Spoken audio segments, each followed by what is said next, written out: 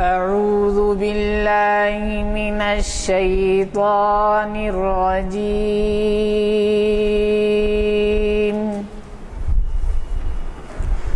بسم الله الرحمن الرحيم.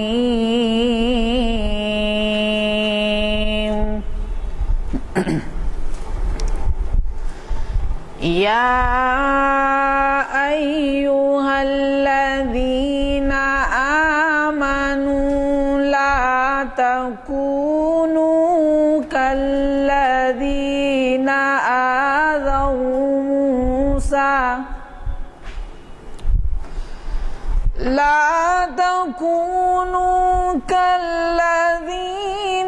آذوا موسى فبرأه الله مما قالوا وكان عند الله وجيها.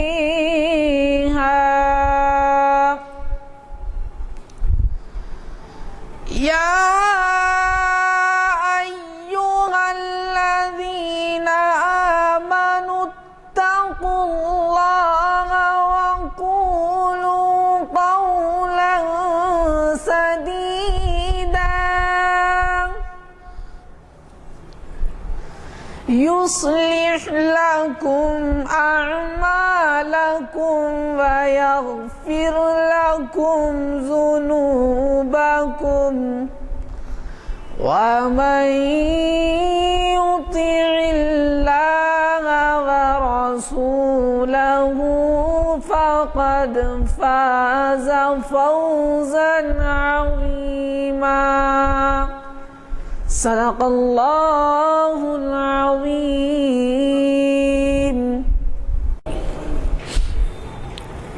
حضرات،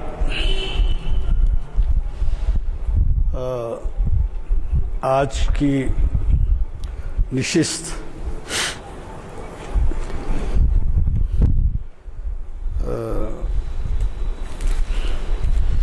کو جناب ضیاء الدین نیر صاحب مخاطب فرما رہے ہیں، اور جیسے کہ آپ واقف ہیں، یہ شریعت انفارمیشن سروس کی 464ویں نشست کانفرنس ہال جامع مسجد عالیہ گن فاؤنڈری میں کے کانفرنس ہال میں 5 نومبر 2012 عیسوی مطابق 19 ذی الحجہ 1433 ہجری بروز پیر بعد نماز عصر بعنوان اسرار حج منعقد ہو رہی ہے.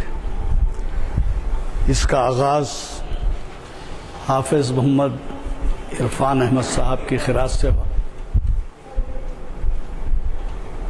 حافظ محمد عرفان احمد صاحب کی خراج کلام پاک سے ہوا، اور خادم محفل غلام یزدانی آپ سے مخاطب ہے.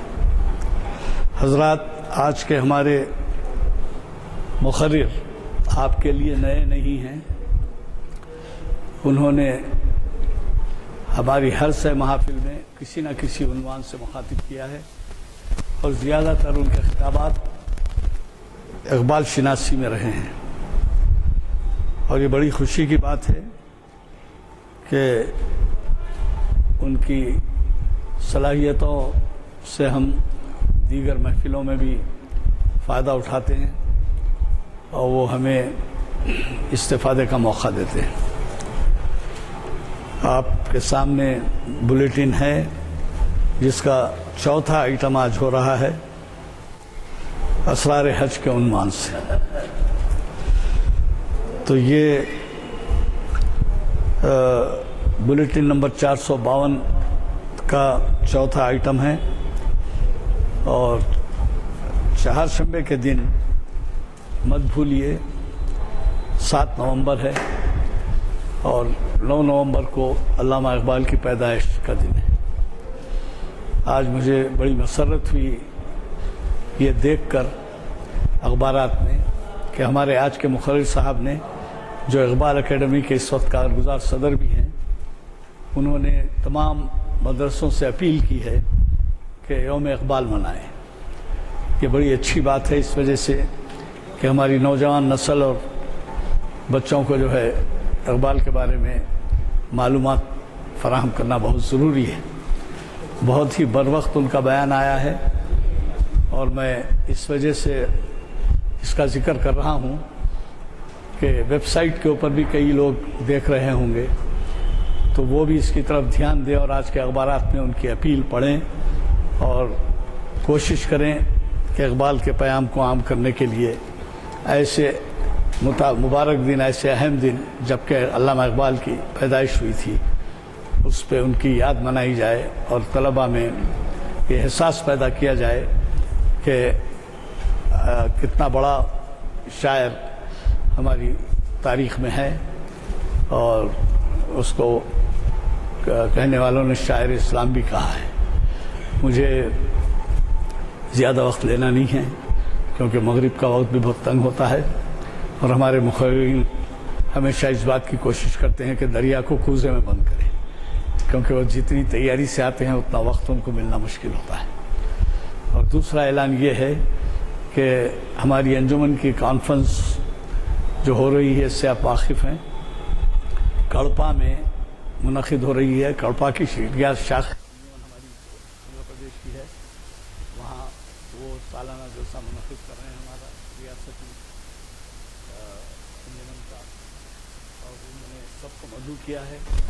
اور وہ اتفاق سے ہمارے احمد اللہ صاحب جو اقلیتی امور کے وزیر ہیں وہ ان کا بھی وطن ہے کڑپا، تو اس لحاظ سے آپ سب سے گزارش کی جاتی ہے کہ آپ بھی، آپ کے ساتھی بھی چلیں. طعام اور ٹھہرنے کا انتظام رہے گا آپ کے مندوب کی حیثیت سے بلا معاوضہ، اور آپ کو آنے جانے کے لیے البتہ کچھ صرف کرنے پڑیں گے کیونکہ سب کی سہولت کی خاطر بس کا انتظام کیا گیا ہے اور 500 روپے اس کے لیے آمد و رفت کا کرایہ رکھا گیا ہے. تو اردو ونعوذ باللہ من شرور انفسنا ومن سیئات اعمالنا من يهده الله فلا مضل له ومن يضلل فلا هادي له ونشهد ان لا اله الا الله وحده لا شريك له ونشهد ان محمدا عبده ورسوله اما بعد. بسم اللہ الرحمن الرحیم. قال اللہ تعالی فی القرآن المجید والفرقان الحمید لیس البر ان تولوا وجوہکم قبل المشرق والمغرب ولكن البر من آمن بالله واليوم الآخر والملائكة والكتاب والنبيين وآتى المال على حبه ذوي القربى واليتامى والمساكين وابن السبيل والسائلين في الرقاب وقام الصلاة وآتى الزكاة والموفون بعهدهم إذا عاهدوا أولئك هم المتقون. صدق اللہ العظیم، صدق رسولہ النبی الکریم. محترم عالی جناب غلام یزدانی صاحب، سینئر ایڈوکیٹ، بزرگوں اور دوستوں، السلام علیکم ورحمۃ اللہ وبرکاتہ. آج کی گفتگو کا عنوان جو ہے اسرار حج. اسرار ہے سر کی جمع، یعنی اس کے بھید بھاؤ، جی اس کی گہرائی میں کیا کیا سر ہیں. سر کی جمع اسرار. تو حج کے متعلق اسی طرح اسلام کی جو 5 عبادتیں ہیں ان سب کے بارے میں بھی آپ سنتے رہے ہیں. ایک مغالطہ ہوتا ہے، بعض لوگ جو ہے دین اور شریعت میں فرق نہیں کرتے. دین کے معنی دراصل بڑے وسیع معنی ہیں اور قرآن نے کہا ان الدین عند اللہ الاسلام. اللہ کے نزدیک دین جو ہے کیا ہے؟ اسلام ہے. تو آخر دین کس کو کہتے ہیں؟ اور پھر شریعت اور دین کا فرق کیا ہے؟ دین حضرت آدم علیہ السلام سے لے کر حضور اکرم صلی اللہ علیہ وسلم تک جتنے انبیاء آئے جنہوں نے دین پیش کیا وہ اسلام ہے. ان الدین عند اللہ الاسلام. اس میں کسی قسم کی کوئی تبدیلی نہیں. اللہ کو ایک ماننا، آخرت پر یقین رکھنا اور اللہ کے جو رسول جس زمانے میں آئے ان پر ایمان لانا، یہ دین ہے. یعنی دین سے مراد عزت بھی ہے، حکومت بھی ہے، اقتدار بھی ہے، سلطنت بھی ہے، بادشاہی بھی ہے. یہ دین میں شامل ہے سب. اور دین میں کیا شامل ہے؟ اطاعت ہے، غلامی ہے، اور تابعداری ہے، بندگی ہے، دین میں شامل ہے۔ دین میں ایک اور چیز ہے، حساب کرنے اور فیصلہ کرنے اور اعمال کی جزا و سزا۔ تو گویا خدا کو مالک، آقا، کیونکہ اقتدار اسی کا ہے، مالک وہی ہے، تو سارا اقتدار، ساری حکومت، ساری عزت کس کے لیے ہے؟ اللہ جل جلالہ و جل شانہ کے لیے۔ اور بندے کو کیا کرنا ہے؟ خدا کی غلامی، اللہ تعالیٰ کی غلامی، اطاعت، وفا شعاری، یہ بندگی میں آ گئی۔ اور روز جزا جو ہے، حساب کتاب ہونے والا ہے، یہ سب ملا کے دین ہوتا ہے۔ تو دین سب کا ایک ہے، اسلام ہے، لیکن شریعت ہر نبی کی وقتاً فوقتاً بدلتی رہی ہے۔ انسان ترقی کرتے کرتے اتنا متمدن ہو گیا ہے، اس کا تمدن، اس کی تہذیب اتنی اعلیٰ ہو گئی ہے کہ اب اس کے ہدایت کے لیے نبی کو آنے کی ضرورت نہیں ہے۔ سب سے بڑی دلیل جو رسول اکرم صلی اللہ علیہ وسلم کے خاتم النبیین ہونے صلی اللہ علیہ وسلم کی یہی ہے کہ انسان کی عقل کو اب تسلیم کر لیا گیا ہے۔ اب مزید کوئی نئی شریعت آنے والی نہیں ہے، جو رسول اللہ صلی اللہ علیہ وسلم کے رسالت پر وہ شریعت مکمل ہو گئی۔ انسان کی عقل کو، انسان کے مرتبے کو تسلیم کر لیا گیا ہے۔ اب شریعت میں ہوتا یہ ہے، شریعت سے مراد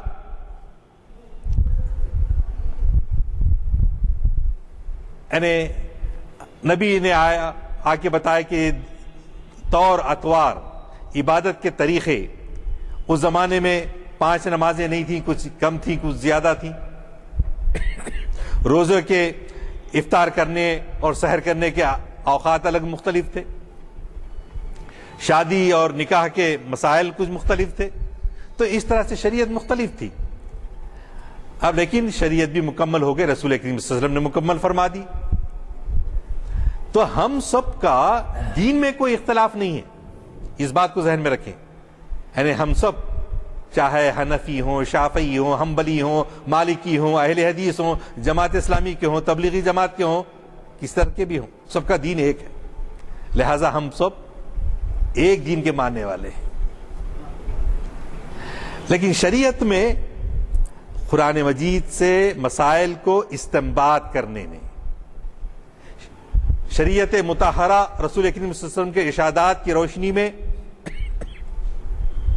نتائج اخذ کرنے میں اختلاف پایا جاتا ہے۔ کسی چیز کو اگر میں بولا یہ باہر نکل کے لیفٹ ہینڈ سے جا کے میں محبوبیہ کی طرف سے آتا ہوں، کوئی ایک بولا نہیں محبوبیہ کی طرف سے جا کے ادھر سے آتا ہوں، ٹھیک ہے بھائی، اس میں زیادہ بحث کرنے کی ضرورت نہیں ہے۔ آپ زیادہ سے زیادہ کنونس کر سکتے ہیں، آپ بول سکتے ہیں کہ بھائی ادھر ون وے ہے، ادھر آپ مت جاؤ، اس واسطے ادھر سے جاؤ بول کے میں مشورہ دے رہا ہوں۔ آپ نے اصرار کرتے تو آپ چلے جاؤ، کوئی بات نہیں۔ تو یہ شریعت کا رجحان اس طرح سے ہے۔ آمین بالجہر بولنا نہیں بولنا، ہاتھ اوپر باندھنا یا چھوڑ کر پڑھنا یا ناف کے نیچے باندھنا، جی فجر کی 2 رکعت امام صاحب کھڑے بھی رہ گئے تو پڑھنا احناف کے نزدیک۔ اہل حدیث بولتے نہیں، آپ جماعت پہلے پڑھ لو، بعد میں سنت پڑھو۔ پیجامہ ٹخنے کے نیچے یا اوپر، بعض جگہ ایسا ہوتا ہے کہ بڑے بھائی کا کرتا، چھوٹے بھائی کا پیجامہ،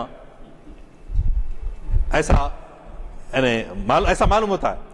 تو لیکن اس میں ہم کو زیادہ سے زیادہ وہ نہیں کرنے کی ضرورت ہے کہ بحث نہیں کریں، آپ کوشش یہ کریں کہ بھائی احادیث کی روشنی میں یہ ہے، آپ کی داڑھی کی 1 مٹھی کے برابر ہونا یا چھوٹی ہونا یا بڑی ہونا، اس میں اختلاف رائے پایا جاتا ہے، اختلاف ہو سکتا ہے، لیکن اس اختلاف کی وجہ سے مسجدیں الگ ہو جانا، ہمارا امام الگ ہو جانا، یہ اس کی اجازت نہیں۔ لیکن انفارچونیٹلی ایسا ہو رہا ہے، ایسا ہو رہا ہے، اصرار کر رہے ہیں ہم اس پہ، اور اصرار کرنے میں یہ بات پوشیدہ رہتی ہے کہ دوسرے کا دین غلط، دوسرے کی شریعت غلط، اگر فرض کیجئے انہوں خود غلط ہیں تو دو غلطیاں کر رہے ہیں، ایک تو خود غلط راستے پہ چل رہے ہیں اور دوسرے کو غلط بھٹکا رہے ہیں کچھ. تو اس لیے کوشش یہ ہونی چاہیے کہ آپ کے پاس کسی چیز کے لیے دلیل ہے تو پوری قوت کے ساتھ آپ اس کو پیش کر دیجئے، لیکن اصرار مت کیجئے. اس کی وجہ سے کیا ہوتے ہیں؟ فرقے وجود میں آتے ہیں. تو دین اور شریعت میں فرق میں سمجھتا ہوں کافی واضح ہو گیا. اب شریعت میں اور دین میں، پہلے دین میں یہ بتا دیا گیا کہ بحیثیت انسان ہم کیا ہیں؟ بندے ہیں. اللہ میاں کے لیے عزت، اللہ میاں کے لیے حکومت، سب اللہ میاں کے لیے ہے، ہم اس کے غلام ہیں.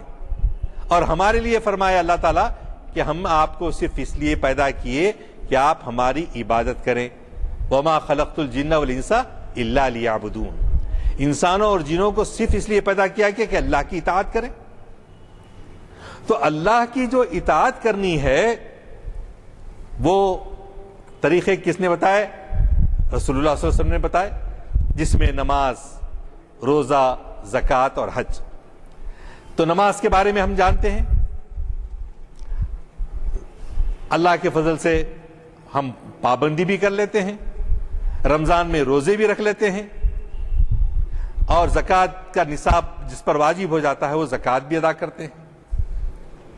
لیکن یہ سب کرتے ہیں مگر یہ کیا ہے؟ نمازوں، روزوں، قربانی و حج یہ سب باقی ہیں، تو باقی نہیں ہے. اے مرد مسلمان، تو باقی نہیں ہے. کیوں؟ رگوں میں وہ لہو باقی نہیں ہے، وہ دل، وہ آرزو باقی نہیں ہے. صفیں کج دل پریشاں سجدہ بے ذوق کہ جذبے اندروں باقی نہیں. یہ اسرار، عبادات کے اسرار میں آ رہی ہے بات. عبادت کے جو رموز ہیں، عبادت تو ہم کر رہے ہیں، لیکن نماز کے بارے میں جیسا فرمایا گیا، اللہ تعالیٰ نے فرمایا ان الصلاۃ تنہا عن الفحشاء والمنکر. بلا شبہ نماز کیا کرتی ہے؟ انسان کو برائیوں اور بے حیائیوں سے روکتی ہے. قرآن کی آیت، اس میں تو کسی کو کوئی اختلاف نہیں. لیکن نماز بھی پڑھ رہے ہیں اور ہماری زندگی میں بے حیائی دور نہیں ہو رہی ہے، فحش چیزیں ہم سے دور نہیں ہو رہی ہیں، تو کیا بولیں گے؟ ہم ایک ریچول ادا کر رہے ہیں. ایک ریچول، ایک عادت بن گئی، ایک عادت ثانیہ بن گئی. اذان ہوئی، نکل گئے، وضو کر لیے، چلے گئے اور نماز پڑھے، آگے. لیکن اسلام میں خصوصاً صوفیہ کے پاس کیا ہے؟ تزکیہ نفس کرتے تھے صوفیہ، تو ظاہر سے زیادہ باطن پہ زور دیتے تھے. اور اللہ میاں کیا ہے؟ وہ ظاہر والباطن، وہ ظاہر بھی ہے، باطن بھی. تو ظاہر سے زیادہ زور کس پہ دینا؟ باطن پہ دینا. کیوں؟ اس لیے کہ نماز ہم اس لیے پڑھ رہے ہیں کہ ہم میں تقوی پیدا ہو. روزہ ہم اس لیے رکھ رہے ہیں، یا ایھا الذین آمنوا کما کتب یا ایھا الذین آمنوا کما کتب علی الذین من قبلکم لعلکم تتقون. ہاں، کما کتب علی الذین من یا ایھا الذین آمنوا کتب علیکم الصیام کما کتب علی الذین من قبلکم. تم پر روزے فرض کیے گئے جس طرح سے پہلی امتوں پر فرض کیے گئے تھے. لعلکم تتقون، تاکہ تم میں تقوی اور طہارت پیدا ہو. تو باطن کیا چیز ہے؟ تقوی اور طہارت ہے. ایمان کو جلا ملتی ہے، ہمارے دل میں جو ایمان ہوتا ہے اس کو جلا ملتی ہے. سورہ انفال میں بھی ابتدائی آیت میں کس طرح سے جب ان کے سامنے قرآن مجید کی تلاوت کی جاتی ہے تو وہ ان کے دلوں کے لیے جلا کا باعث بن جاتا ہے. تو عبادت جب کرنے کے بعد اس میں کیا آنا؟ لطف آنا، مزہ آنا. دل نماز میں، مسجد میں جیسے اٹکا ہوا رہتا ہے نا بندوں کا، کس لیے؟ کہ وہ اللہ سے تعلق کا سارے واسطے، ساری وابستگیاں، مال و دولت کی، اولاد کی، ماں باپ کی، دوستوں کی، کرکٹ کی، جو دلچسپیاں مشغولیتیں سب ہیں، ان سب کے مقابلے میں کس سے محبت زیادہ ہونا؟ اللہ تعالیٰ سے زیادہ محبت۔ والذین آمنوا اشد حبا للہ، جو ایمان والے لوگ ہوتے ہیں وہ اللہ سے شدید محبت رکھتے ہیں۔ تو گویا نماز، ایسی نماز پڑھیں کہ نماز و روزہ و قربانی و حج یہ سب باقی ہیں، تو باقی نہیں ہے۔ اقبال بڑے درد مندی کے ساتھ کہتے ہیں کہ وہ جو حج کرتے تھے، جو حضرت علی رضی اللہ تعالیٰ عنہ کی قیادت میں ہوا، حضرت ابوبکر صدیق نے پہلے حج کی قیادت فرمائی جی، اور رسول کریم صلی اللہ علیہ وسلم نے حج کی جو تعلیمات آپ نے دیے ہیں، ان سب کا اگر گہرائی سے مطالعہ کیا جائے تو معلوم ہوگا کہ ساری عبادتیں کیا پیدا کرتے ہیں؟ انسان کے اندر تقوی، طہارت اور اللہ سے محبت، اللہ سے بے پناہ محبت۔ اللہ سے بے پناہ محبت کے لیے دنیا میں نمونہ کون ہے؟ رسول اللہ صلی اللہ علیہ وسلم، اور رسول اللہ صلی اللہ علیہ وسلم سے ہمکاری شدید محبت۔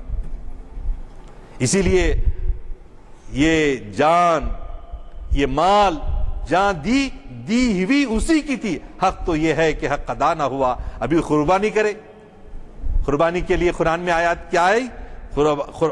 قرآن مجید میں آیت آئی کہ لن ینال اللہ لحومہا ولا دماءہا، یعنی اللہ کو جانور کا نہ گوشت پہنچتا ہے نہ خون پہنچتا ہے۔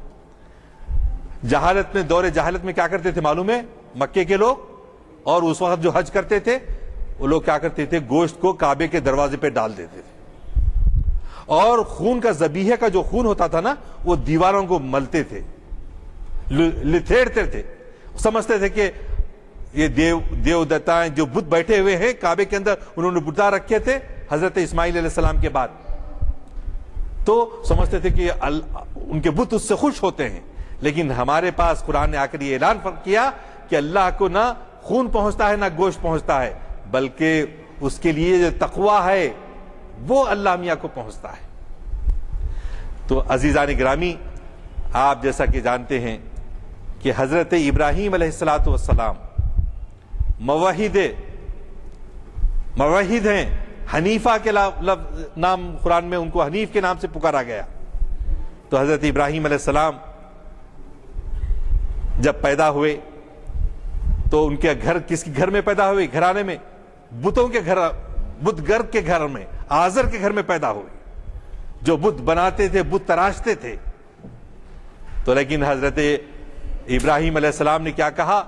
میں ان بتوں کی پوجا کرنے والا نہیں ہوں، اے ابا جان آپ بھی نہ کریں، اور ان بتوں سے کیا ملنے والا ہے؟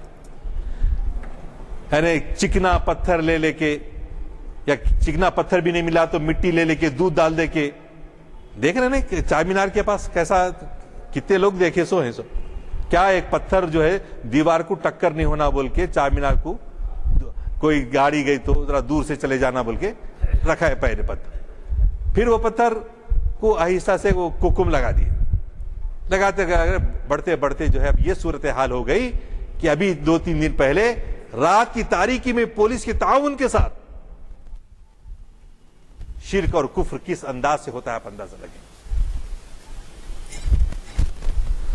تو ایسے ہی کیفیت حضرت ابراہیم علیہ السلام کے زمانے میں تھی، بتوں کو پوجتے تھے، اور نہ صرف بتوں کو پوجتے تھے بلکہ ان کو حاجت روا سمجھتے تھے، ستارہ پرستی کرتے تھے، چاند کی صورت کی پوجا کرتے تھے۔ تو حضرت ابراہیم علیہ السلام، سورہ انعام میں آیا پورا واقعہ، رات میں لیٹے ہوئے تھے، چاندنی میں لیٹتے نہیں، اپن پہلے باہر سوتے تھے گرما کے زمانے میں، اب تو سب فلیٹاں ہو گئے تو سب معاملہ الٹا ہو گیا۔ تو رات میں دیکھ رہے ہیں تو چاند تارے چمک رہے ہیں، تارے کو دیکھ کے بولے یہ میرا خدا ہے، تو پھر تارا ڈوب گیا تو بولے ڈوبنے والا میرا خدا نہیں ہوتا۔ پھر اس کے بعد چاند کو دیکھے، چاند تو ذرا بڑا ہے، اس کو خدا سمجھے، وہ بھی ڈوب گیا، بولے میں اس سے بھی بری ہو جاتا ہوں، اس کی پوجا نہیں کرتا۔ سورج سب سے بڑا آیا، وہ بھی غروب ہو گیا، تو بولے اس کی بھی میں پوجا نہیں کرتا۔ اس کے بعد کیا کہا جو نماز میں ہم کہتے ہیں کیا؟ انی وجہت وجہی للذی فطر السماوات والارض حنیفا وما انا من المشرکین، میں اپنے آپ کا رخ کدھر کر لیتا ہوں؟ سارے رخوں کو چھوڑ کر، ستاروں کو، چاند کو، سورج کو، جی اشجار کو، درختوں کو، سب کو چھوڑ کر کس طرف رخ کر لیتا ہوں؟ میں اللہ کی طرف رخ کر لیتا ہوں. اور وما انا من المشرکین، اور میں شرک کرنے والوں میں سے نہیں ہوں. ہم یہ پہرے، ہم شرک کرنے والوں میں سے نہیں ہیں. کون؟ حضرت ابراہیم علیہ السلام نے تعلیمات دی. اور انہوں نے اپنے زمانے کے لوگوں کو دلیل دینے کے لیے کہا. ایک بت خانے میں گئے، جا کے چھوٹے چھوٹے بت رکھے ہوئے تھے. ایک بڑا تھا تو بڑے کو کلہاڑی لیے، سب چھوٹے چھوٹے خداؤں کو، ان کے جو معبود بنے تھے، صنم اصنام، سب کو توڑ کے ٹکڑے ٹکڑے کر دیا اور کلہاڑی کو جو ہے بڑے بت کے گردن میں لٹکا دیا. اب وہ دوسرے دن آئے، مہنت پجاری، یہ پجارن ہے وہاں تو چار مینار کے پاس، اور وہ پجارن کے سنا میں تعلقات جو ہے وہ سرکل انسپیکٹر سے بھی ہے. دروغ برگد نے راوی، مگر بہرحال ایسے بےہودہ قسم کے لوگ، بےہودہ قسم کے. تو یہ بےہودگی شروع سے ہوتے آ رہی ہے. اسی لیے اقبال نے کہا تھا، ستیزہ کار رہا ہے ازل سے تا امروز، چراغ مصطفی سے شرار بو لہبی. تو یہ بو لہبی، شرار بو لہبی شروع سے ہے. تو حضرت ابراہیم علیہ السلام کے زمانے میں بھی تھی. حضرت ابراہیم کو دوسرے دن سب لوگ مکے کے، عراق کے جو اکابر تھے، بڑے تھے، وہ سب آ کے بولے یہ کرنا تو کام یہ ابراہیم کا ہی ہے. تو حضرت ابراہیم سے پوچھا گیا کہ تم نے سب بتوں کو کیوں توڑا؟ تو بولے وہ بڑے سے پوچھو جس کے گردن میں لٹک رہی ہے. جب وہ بڑا بتا تک نہیں سکتا کہ کس نے توڑے ہیں، اور وہ توڑ بھی نہیں سکتا، تو تم ایسے بے یار و مددگار جو خود اپنے بارے میں کچھ نہیں کہہ سکتے، ان کے سامنے پوجا کرتے ہو. لیکن آپ جانتے ہیں کہ ان کو پھر نمرود بادشاہ نے کیا کیا؟ آگ میں ڈالنے کا فیصلہ کیا، سزا دینے کے لیے، سخت سزا دینے کے لیے.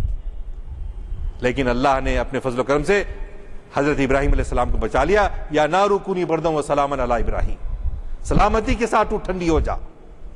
ایسی ٹھنڈی نہ ہو جا کہ کپ کپی اور جاڑا تاری ہو جائے، سلامتی کے ساتھ. تو آپ کے یہ بڑا معجزہ، اللہ نے آپ کی مدد فرمائی.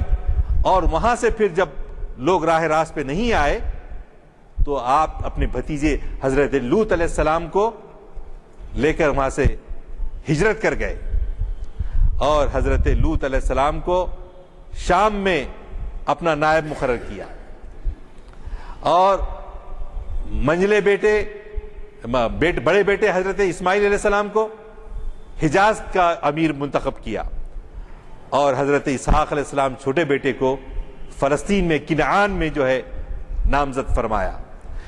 تو آج کا یہودی، عیسائی اور مسلمان تینوں اپنے ابو الآبا کس کو مانتے ہیں؟ حضرت ابراہیم علیہ السلام کو مانتے ہیں. یہ سب حضرت ابراہیم علیہ السلام کی اولاد ہیں، ذریت میں سے ہیں. تو عزیزان گرامی، جب اللہ نے چاہا، ان کو بڑھاپے میں 86 سال کی عمر میں اولاد ہوئی، حضرت اسماعیل پیدا ہوئے. اور حضرت اسماعیل کو مکے میں بے یار و مددگار، بے آب و گیاہ، اللہ کے بھروسے پر جو ہے ان کے والدہ کے ساتھ ان کو چھوڑائے. اور بعد میں اللہ کے حکم سے حضرت ابراہیم اور حضرت اسماعیل مل کر کیا کیے؟ کعبے کی، اللہ کے حکم سے کعبے کی تعمیر کیے. اور وہ پہلا گھر خدا کا، اللہ میاں کا روئے زمین پر وہ پہلا گھر تعمیر کیا گیا. آج بھی مقام ابراہیم پر ہم ان کے پیروں کے نشان دیکھتے ہیں. کس کے؟ حضرت ابراہیم علیہ السلام کے، جو اس پر کھڑے ہو کر بیٹے ان کے گارا مٹی دیتے تھے اور وہ جو ہے اس کی تعمیر کرتے چلے جاتے تھے. تو اس طرح سے حضرت ابراہیم اور حضرت اسماعیل علیہ السلام نے یہ بتا دیا اللہ کی محبت میں بھی کہ اپنے بیٹے کو انہوں نے اپنے بیٹے اللہ کے حکم سے بار بار خواب میں دیکھ کر ذبح کرنے کے لیے آمادہ ہو گئے، اور بیٹے اسماعیل علیہ السلام قربان ہونے کے لیے آمادہ ہو گئے. اور یہ مخلصین، لہو الدین، اللہ کے جو مخلص بندے تھے. میں قرآن مجید کی آیتوں کے لیے کتاب لے آیا تھا، لیکن وقت اتنا کم ہے کہ ان کو پورا پڑھنا اور ان کا ترجمہ بیان کرنا بہت مشکل ہے. پھر بھی میں کوشش کر رہا ہوں کیونکہ وقت بہت کم ہے. تو عزیزان گرامی، یہ اس امتحان کے اندر بھی حضرت ابراہیم اور حضرت اسماعیل اور حضرت ہاجرہ پورے کے پورے اترے، اور اللہ میاں کو ایسی ادا پسند آئی کہ حضرت ابراہیم علیہ السلام نے اعلان کیا کہ لوگوں کو حج کے لیے بلایا.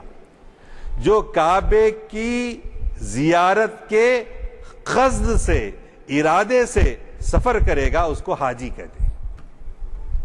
حج اس سفر کا نام ہے جو کعبے کی زیارت کے قصد سے کیا جائے. تو یہ حج ہے. اللہ کے فضل و کرم سے جب آپ دیکھتے ہیں حج فرض ہوا اور حضرت اسماعیل علیہ السلام کا دور ختم ہو کر 4600 سال تقریباً ہو رہے. 4600 سال سے لے کر تقریباً 2000 سال تک جو ہے حضرت اسماعیل علیہ السلام کی دین میں پھر بت پرستی داخل ہو گئی. لوگ جو ہے کعبے میں بتوں کو رکھنے لگ گئے. پھر اللہ نے حضرت ابراہیم علیہ السلام کی دعائے خلیل سما کو قبول کیا اور نبی اکرم محمد مصطفیٰ احمد مصطفیٰ صلی اللہ علیہ وسلم کو نبی بنا کر بھیجا، آخری نبی بنا کر بھیجا. اور 21 سال تک آپ نے رسالت کے فرائض انجام دیے. 21 سال نبی ہونے کی، نبوت کے اعلان کے 21 سال کے بعد پہلا حج فرض ہوا.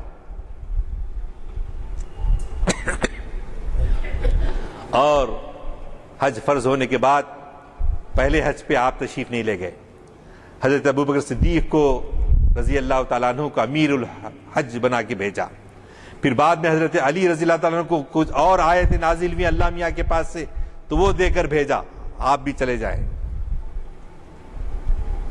اس کے بعد حجۃ الوداع میں رسول کریم صلی اللہ علیہ وسلم نے 1,24,000 یا 1,40,000 کی جو ہے روایتیں آتی ہیں کہ صحابہ کا اجتماع ہے اور سب کو حج کا عام اجازت دی گئی ہے. آپ اندازہ لگائیے کہ اللہ کی ایسی نعمتیں ہیں جن کا ہم کو شعور نہیں ہے. افسوس، الا ماشاء اللہ ہوگا تو ہوگا. جس طرح ہمارے کو نماز کا بارے میں شعور نہیں ہے، اس کی افادیت کیا ہے، اس کے فائدے کیا ہیں، اس کے اپنے اخلاق پر، اپنے کردار پر کیا اثر پڑتا ہے، ہم جس طرح سے نماز، روزہ اور زکوٰۃ کے بارے میں ناواقف ہیں، اسی طرح حج کے اسرار سے بھی ناواقف ہیں. آپ دیکھیے اللہ نے یہ ایسی عبادت مقرر فرمائی. جو حج کیے ہیں وہ جانتے ہیں کہ کس طرح سے اللہ تعالیٰ ان کے دل میں ڈالتا ہے. اور ہم عام طور پہ دنیا میں سفر کرتے ہیں تو 2 ارادوں سے کرتے ہیں. ایک ارادہ تو کیا ہوتا ہے ملازمت کے لیے، عام طور پہ جو ہم سفر کرتے ہیں روزی کمانے کے لیے. اور دوسرا سفر کیا ہوتا ہے سیر و تفریح کے لیے. چلو دیکھ کر آئیں گے فرعون کے ممیز کو، دیکھ کر آئیں گے مصر کو. چلو ابھی جیسا کڑپا کو جائیں گے بول رہے تھے. تو سیر و تفریح، یہ 2 ارادے ہوتے ہیں. لیکن یہ حج کا جو ہے صرف اللہ کے لیے، صرف للہیت، اللہ کی خاطر. لیکن ہمارا افسوس کیا حال ہے؟ حج ہوتے ساتھی اب آج کل تو اور فیسلٹیز، ایئر کنڈیشن، مینا میں خیام، مکے میں خیام، جی، اور کیسے کھانے ملیں گے وہاں پر، اور دنیا بھر کی آسائشوں کے بارے میں. ہونا تو یہ چاہیے تھا کہ احرام کا لباس ہم کو یہ بتاتا ہے کہ فقیر بن کر جائیں. 2 کپڑے ہیں، کفن کو یاد دلا رہے ہیں کہ کفن پہن کر ہمیشہ کا جو ڈریس ہوگا وہی 2 چادریں ہوں گی.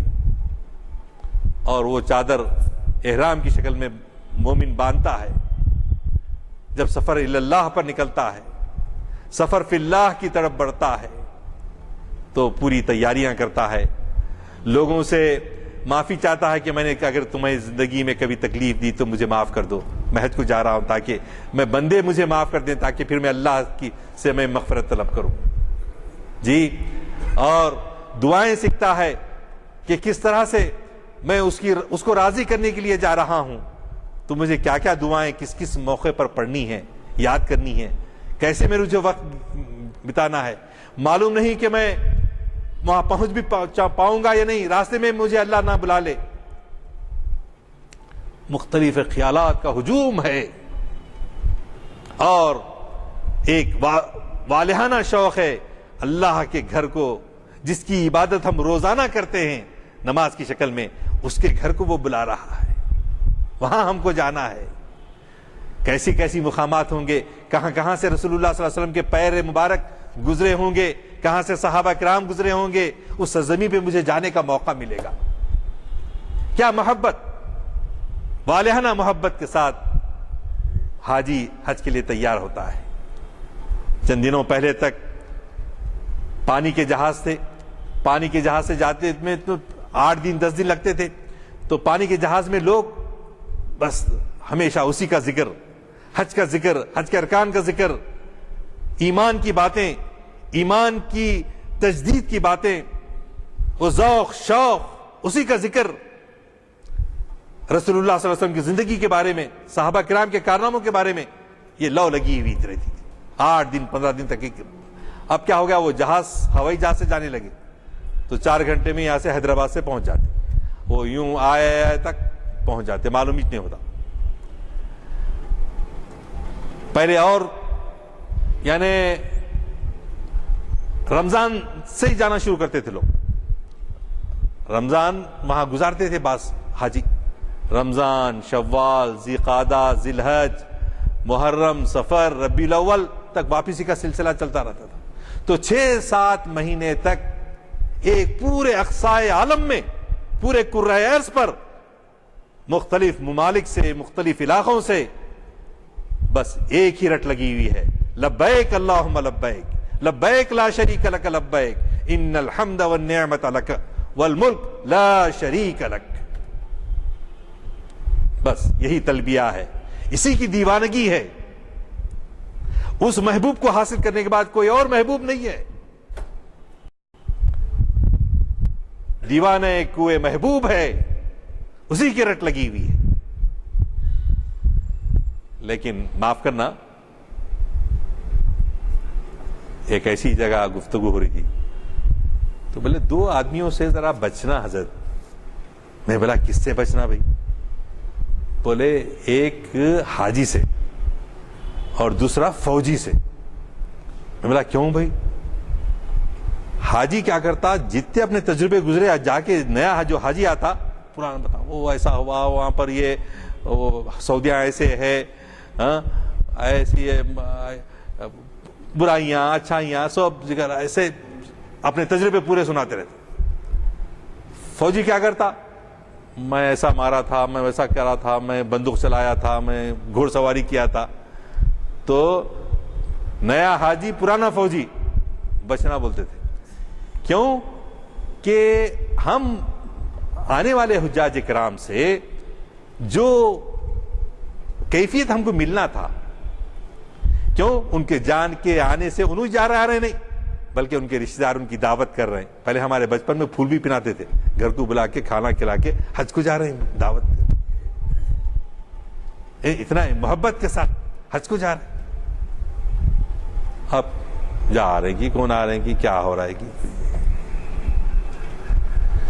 تو وہ حاجی کے اقدام سے، صرف حاجی کے آنے جانے سے نہیں، بلکہ پورے کے خاندان والے، دوست احباب سب میں ہلچل. ارے حج کو جا رہے ہیں، دعا کرو حضرت ہمارے لیے، سلام میں ہمارے کو یاد رکھو. تو معلوم ہوتا تھا کہ 6-7 مہینے پوری دنیا کے اندر جو ہے ہلچل ہے اس کے بارے میں. جس طرح رمضان کا مہینہ بھر پوری دنیا میں ایک ہلچل رہتی ہے، تقویٰ کا مہینہ، جی اللہ کو راضی کرنے کا مہینہ، عبادت ریاضت کا مہینہ. تو ایسے ایسے مواقع اللہ نے ہم کو، اللہ کے رسول نے اپنی شریعت میں موقع فراہم کیے. تو ہو کیا گیا ہے آج جو رونا ہے وہ یہ ہے کہ اس کی روح نکل گئی، اس کی روح نکل گئی, ریچولز رہ گئے, ظاہر اعمال رہ گئے, لیکن اس کی روحانیت جو تھی وہ ہمارے دلوں سے نکل گئی. جب شپ سے اترتے تھے, پیر رکھتے تھے, میں اس زمین پہ کیسے پیر رکھوں جہاں رسول اللہ صلی اللہ علیہ وسلم کے پیر گزرے. ٹھیک, اور لبیک اللہم لبیک, جیسا ہی آپ کا میقات آ گئی, یلملم کی پہاڑیاں عدن سے نظر آ گئیں, تو کہتے تھے چلو احرام باندھو, نیت کرو عمرے کی, تمتع ہے تو تمتع, اور قران ہے تو قران, اور احرام باندھ لو جی. ایک دو معمولی سی چپل, بکھرے ہوئے بال, نہ کنگھی کرنا ہے نہ خوشبو لگانا ہے. یہ سب کس لیے ہو رہا ہے؟ دیوانے کوئے محبوب, اللہ کے بندے بن کر, اللہ کے چاہنے والے بن کر, ہر قسم کی آلائشوں سے دور, اپنے آپ کو دنیا سے دور کرنے کر کے. جب حاجی وہاں پہنچتا ہے, ایک دم کعبے پہ جب اس کی نگاہ پڑتی ہے تو کیا ہوتا ہے؟ اللہم ان ھذا البیت بیتک والحرم حرمک والامن امنک نحن عبادک وابناء عبادک رب اغفر وارحم وانت خیر الراحمین. اللہم ان ھذا البیت بیتک, یہ تیرا, اے اللہ یہ تیرا گھر ہے, یہ گھر تیرا گھر ہے. والحرم حرمک, یہ حرم سارا جو ہے تیرا ہے, اور ہم کیا ہیں؟ نحن عبادک, ہم تیرے بندے ہیں. وابناء عبادک, اور تیرے بندوں کے اولاد میں سے ہیں.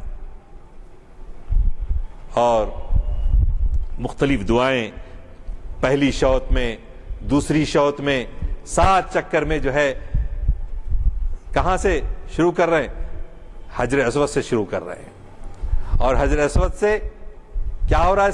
صرف بوسہ دے کر اس کو پوج رہے نہیں, جیسا لوگ سمجھتے ہیں کہ ارے بعض لوگ غیر مسلم پوچھتے ہمارے کو, بولتے ہیں وہاں جا کے تم حجر اسود کو کیا کرتے؟ ہم پوچھتے نہیں, ہم صرف اس کو بوسہ لیتے ہیں. اور صرف اس لیے بوسہ لیتے ہیں, حضرت عمر نے فرمایا تھا کیونکہ رسول اللہ صلی اللہ علیہ وسلم کو میں بوسہ لیتے ہوئے دیکھا ہوں, اسی لیے لے رہا ہوں. اور معلوم یہ ہوتا ہے کالا سیاہ پتھر ہو گیا ہے. کیوں کہ جتنے بوسے گناہ گار لوگ لیتے ہیں اس کی سیاہی ساری وہاں جمع ہو جاتی. اس کو اللہ میاں وہاں سے قلب مومن سے اس کو نکال لیتا ہے, اس برائیوں کو. اور 7 چکر پورے ہونے کے بعد پھر 2 رکعت نماز واجب طواف پڑھتا ہے, پھر زمزم پیتا ہے, پھر صفا کی چوٹی پہ کھڑے ہوتا ہے, اور حضرت ہاجرہ علیہ الصلوۃ والسلام کی اتباع کرتے ہوئے صحیح کرتا ہے, 7 چکر لگاتا ہے بین الصفا والمروہ, صفا اور مروہ کے درمیان. وہ جب نیچے ہو گئی تھی پہاڑی, اب تو معلوم نہیں ہوتا, لیکن اس زمانے میں وہ جو گرین میلین اخضرین ہیں, 2 گرین 2 ٹیوب لگائے ہوئے ہیں, ایک ہوں گا وہ کونے سے لے کے وہ کونے تک 100 گز ہوں گا, 150 گز ہوں گا. تو اس میں کیا ہوتا؟ اس میں تیزی سے دوڑتے ہیں. کیوں؟ بی بی ہاجرہ علیہ السلام اس میں وادی میں چلے جاتی تھیں, ان کو بچہ نظر نہیں آتا تھا. جو زمزم کے پاس لٹائے تھے یا حضرت اسماعیل علیہ السلام نظر نہیں آتے تھے, تو انہوں تیزی سے بھاگ کے پھر بیٹے کو دیکھنے کی خاطر دوڑتے. تو عزیزان گرامی, پھر یہ عمرہ ہو جاتا ہے, تمتع کر رہے ہیں تو احرام کھل جاتا ہے. پھر 7 تاریخ کی شام میں حاجی مینا کی طرف روانہ ہوتا ہے. وہاں پر دوسرے دن فجر کی نماز پڑھتے ہی جو ہے پھر عرفات کو نکل جاتا ہے. عرفات میں 9 تاریخ کو طلوع آپ کے 12 بجے سے لے کر شام تک, غروب آفتاب تک جو بھی عرفات کے میدان میں پہنچ گیا وہ حج کا رکن اعظم ہے, حج کا رکن اعظم ہے. اگر کسی نے, سن لیجئے, اگر کسی نے کسی کو کیا موقع ملا, اگر اس کو موقع ملا کہ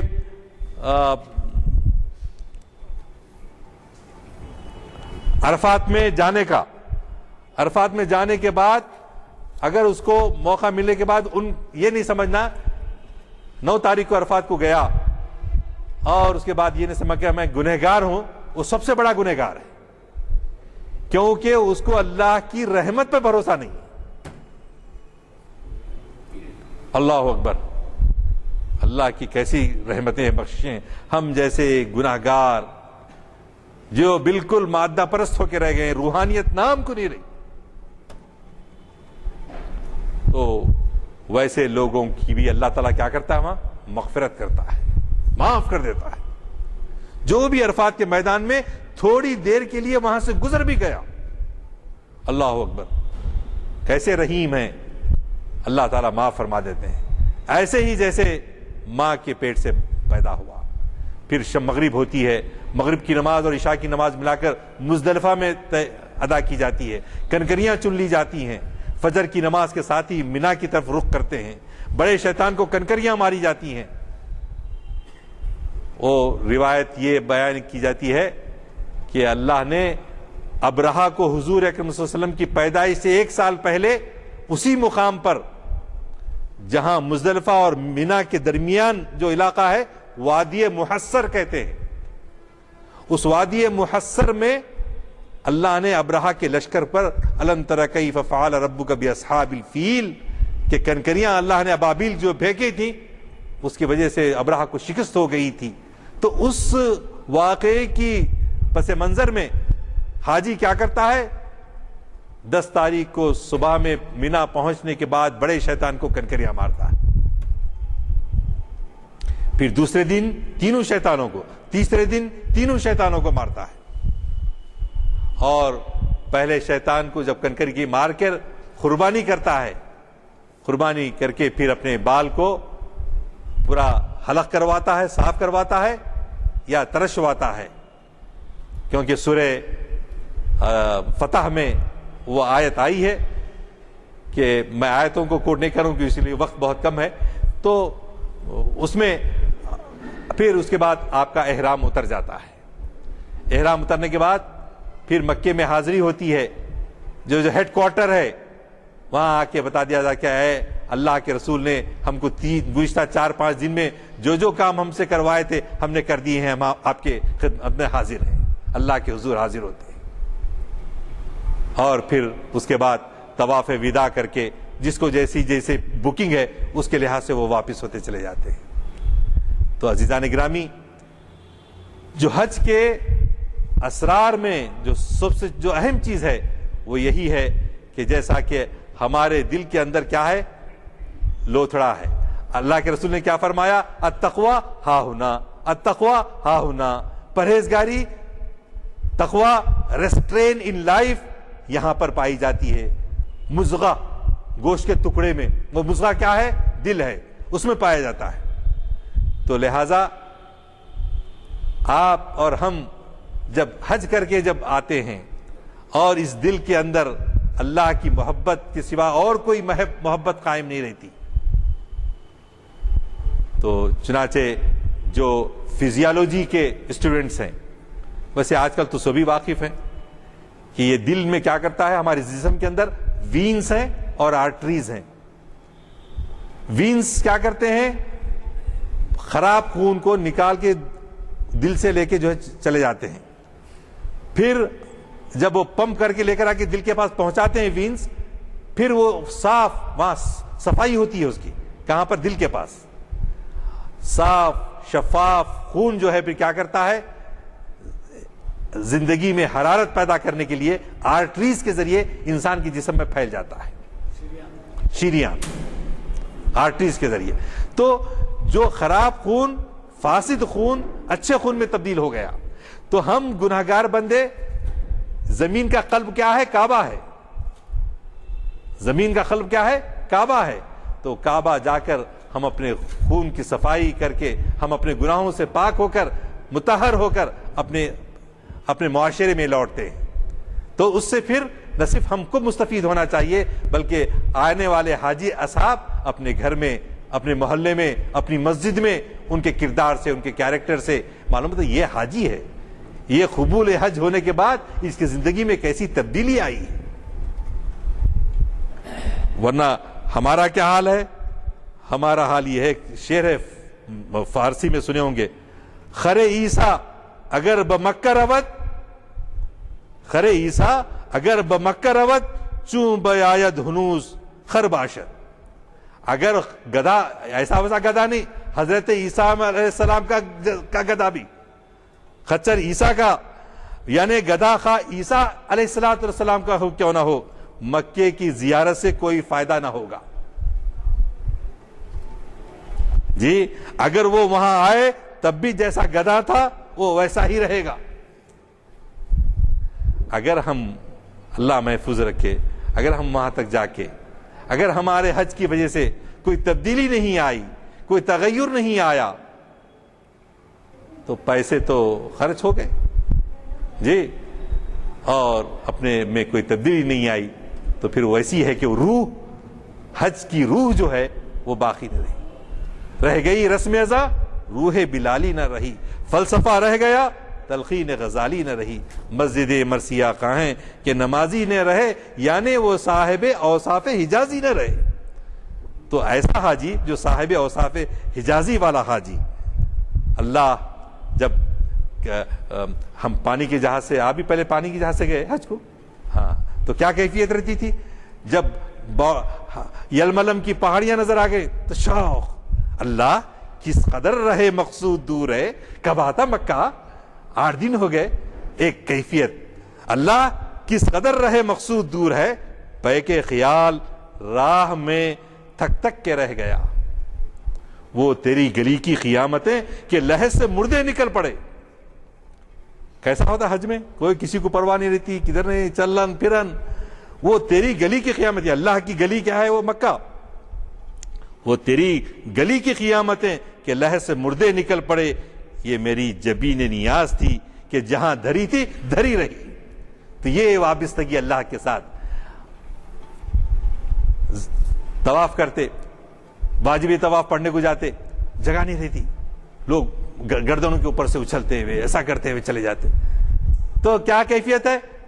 بے نیازی ہے، بے نیازی ہے. ایسی بے نیازی، وہ تیری گلی کی قیامتیں کہ لحظ سے مردے نکل پڑے. یہ میری جبین نیاز تھی کہ جہاں دھری تھی دھری رہی. نظر ہے وقف غم انتظار، کیا کہنا، یعنی بس کب کعبہ نظر آئیں گا.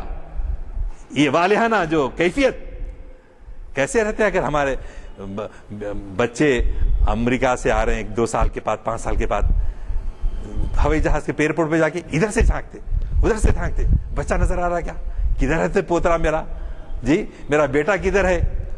کیسی رہتی وابستگی، تڑپ کیسی رہتی.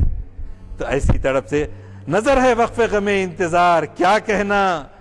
کھینچی ہے سامنے تصویر یار، کیا کہنا. من دخلہ کان آمنا، جو مکے میں داخل ہوا وہ اس کے لیے امن ہی امن ہے. اور یہ کیفیت ہے، کعبے کو دیکھتے بیٹھنا بھی عبادت ہے. جی نیکیاں ملتی رہتی ہیں دیکھتے بیٹھے بھی. تو کیا آنکھوں میں روئے یار ہے، آنکھوں میں روئے یار ہے، آنکھیں ہیں روئے یار پر. کعبہ میری پتلیوں کے اندر بھی آیا اور ہماری آنکھیں کعبے پر ہیں. آنکھوں میں روئے یار ہے، آنکھیں ہیں روئے یار پر. ذرہ ہے آفتاب میں، ذرے میں آفتاب ہے،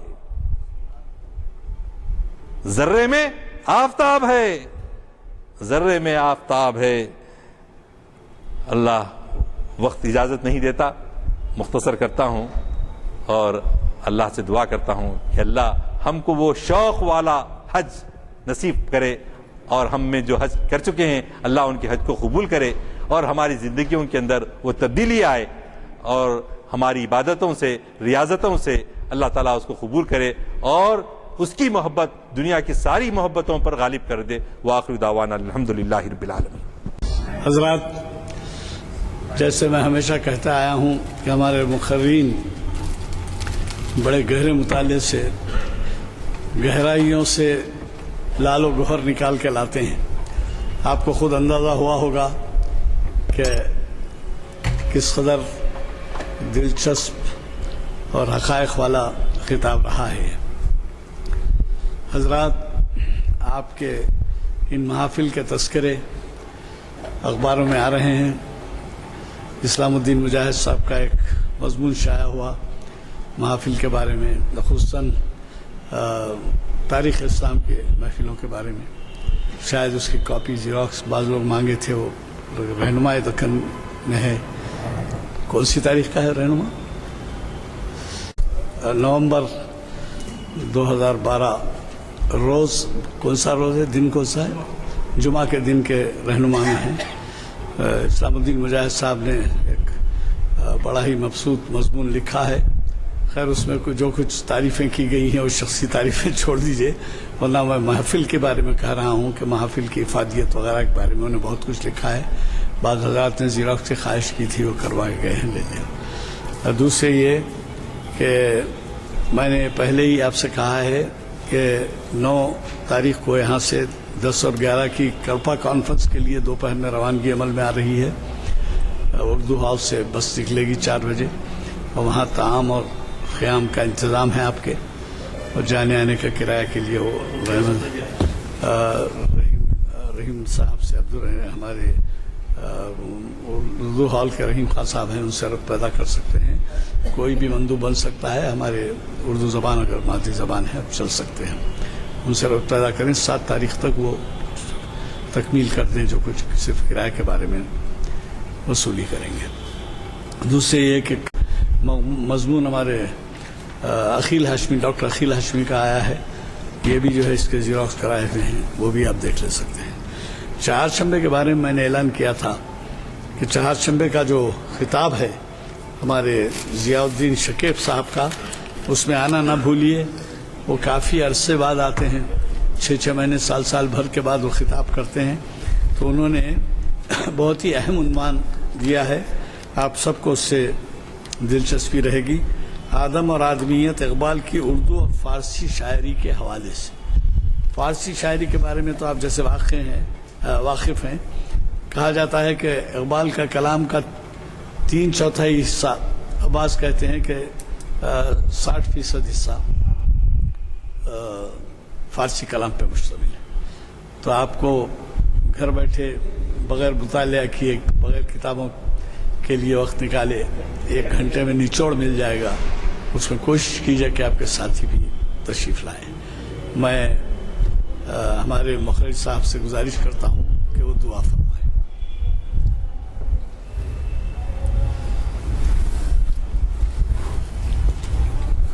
اللهم صل على محمد وعلى ال محمد كما صليت على ابراهيم وعلى ال ابراهيم انك حميد مجيد. اللهم بارك على محمد وعلى ال محمد كما باركت على ابراهيم وعلى ال ابراهيم انك حميد مجيد. ربنا آتنا في الدنيا حسنة وفي الآخرة حسنة وقنا عذاب النار. ربنا هب لنا من لدنك ذرية طيبة إنك سميع الدعاء. اللهم ارزقنا توبة نصوحا قبل الموت. اللهم ارزقنا الشهادة عند الموت. اللهم ارزقنا جنة ونعيما بعد الموت. اللهم إنك عفو كريم تحب العفو فاعف عنا يا كريم يا ستار يا عزيز يا غفار. ربنا ربنا ربنا تقبل منا انك انت السميع العليم وتب علينا انك انت التواب الرحيم. اللهم اعز الاسلام والمسلمين. اللهم انصر الاسلام والمسلمين. اللهم انصر من نصر دين محمد مصطفى صلى الله عليه وسلم. ربنا اللهم اجعلنا منهم. ربنا اللهم اغزل من خزل دين محمد مصطفى صلى الله عليه وسلم. ربنا ولا تجعلنا منهم. صلى الله تعالى على خير خلقه ونور عرشه سيدنا مولانا محمد وعلى آله وأصحابه وأزواجه وأولاده وأحفاده أجمعين. آمين برحمتك يا أرحم الراحمين.